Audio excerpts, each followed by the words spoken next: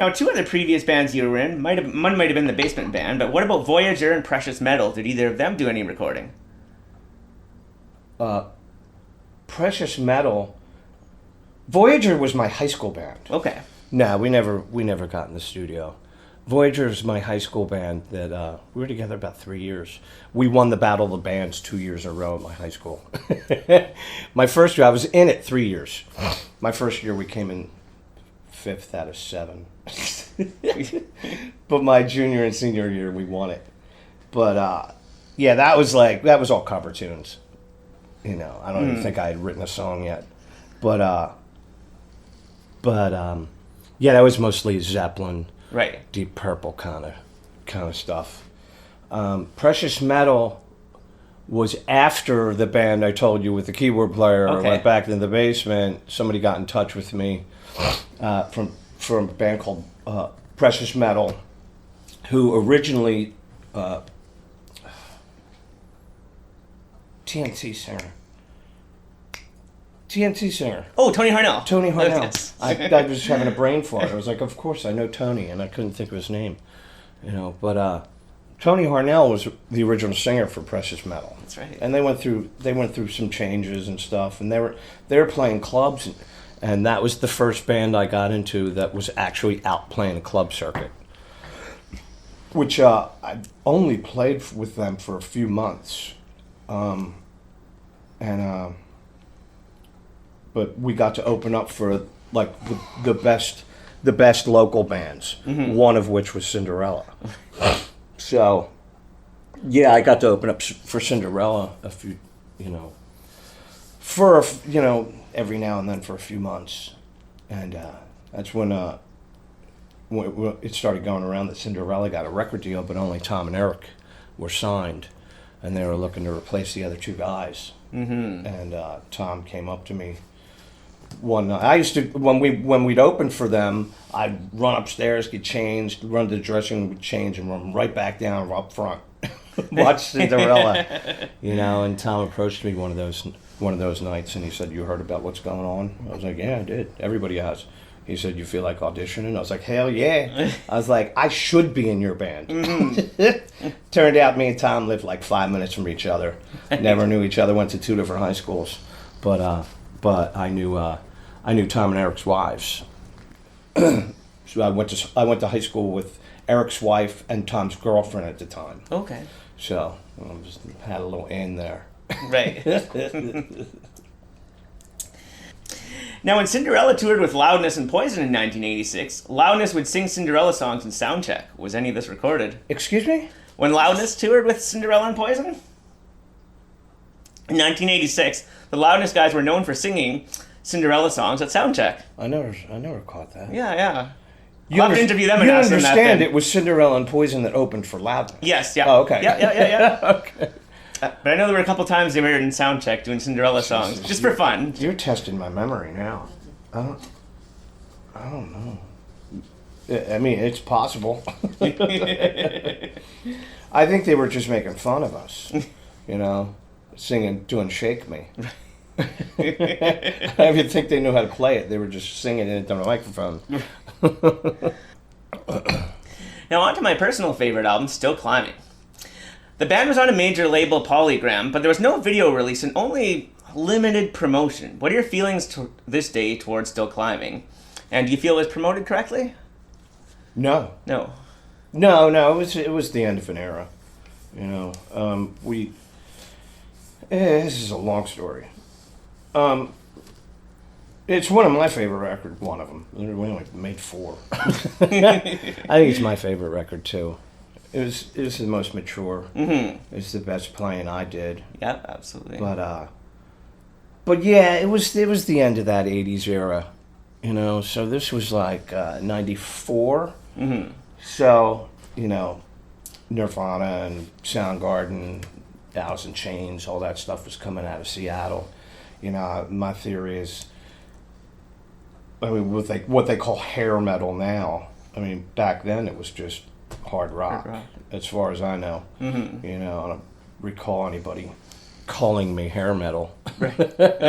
or you're in a hair band, right?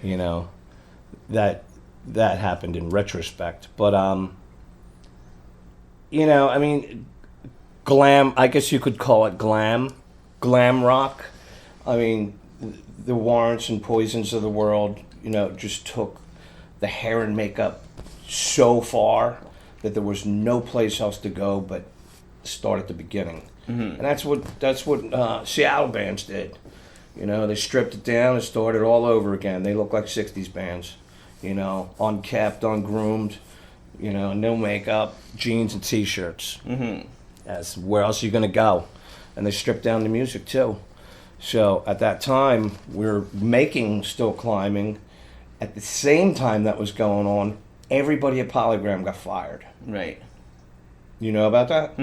Yeah, it was like this book came out exposing the truth behind the music business The and payoffs payola, and the biggest culprit was Polygram, and everybody got fired, and everybody that was hired were young and had no idea who Cinderella was. Right. And we were in the middle of recording, so they decided to wait until after it was done to drop us.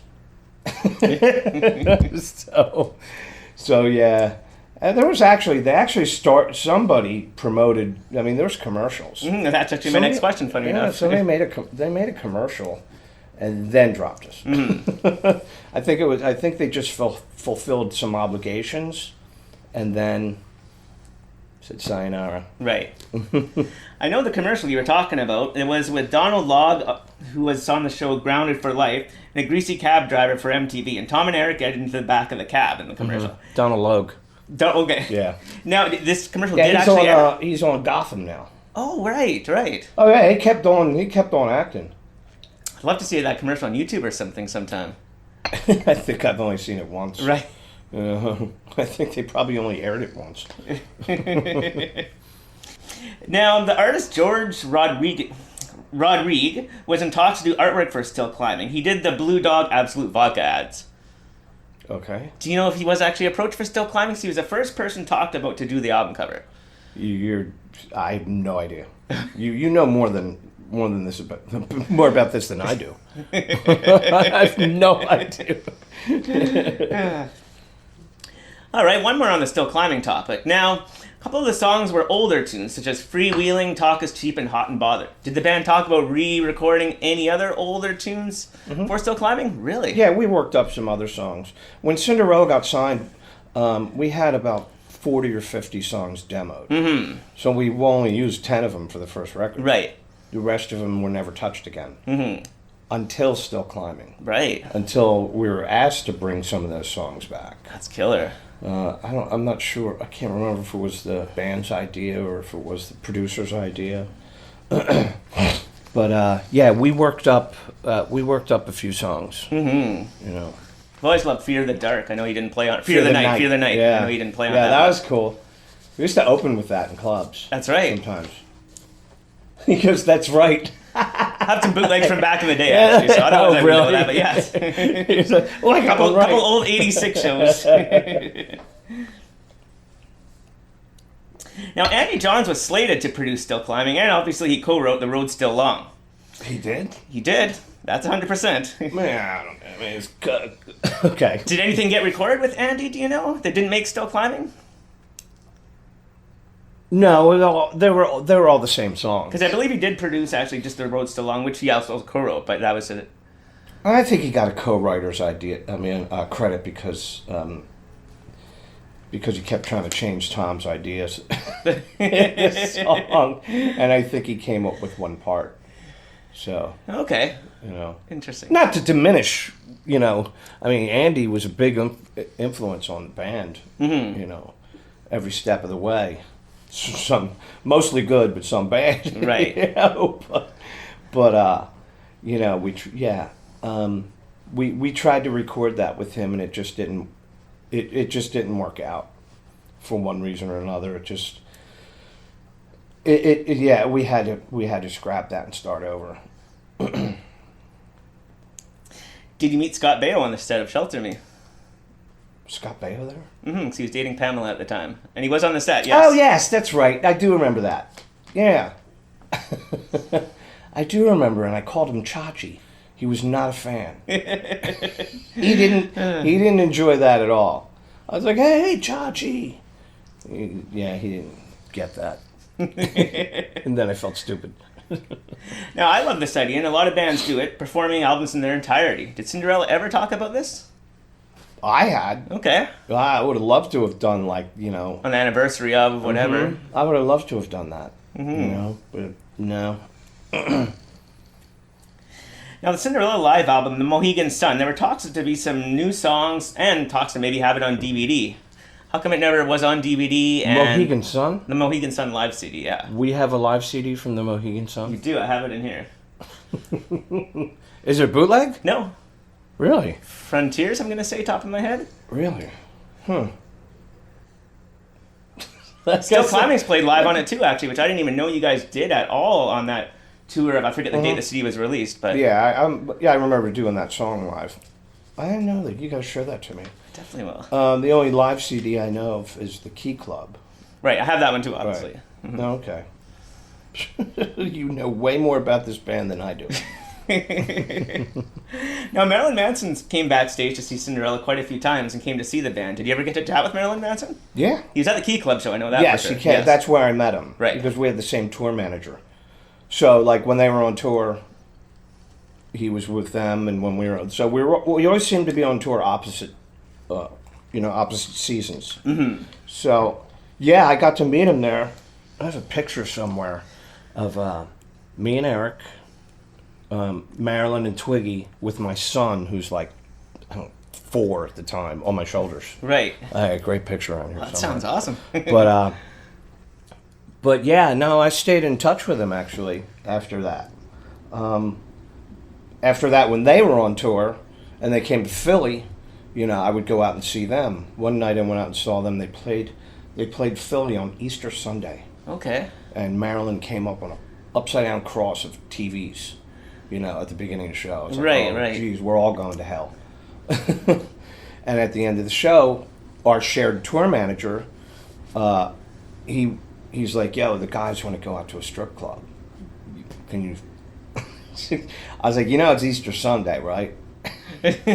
And by the time you guys get out of here, it's going to be past midnight and blah, blah, blah. I'll see what I can do. So anyway, the tour bus follows me, my friend. I got a friend and a girlfriend with me. They follow us to the local strip club. And, and the fun ensued.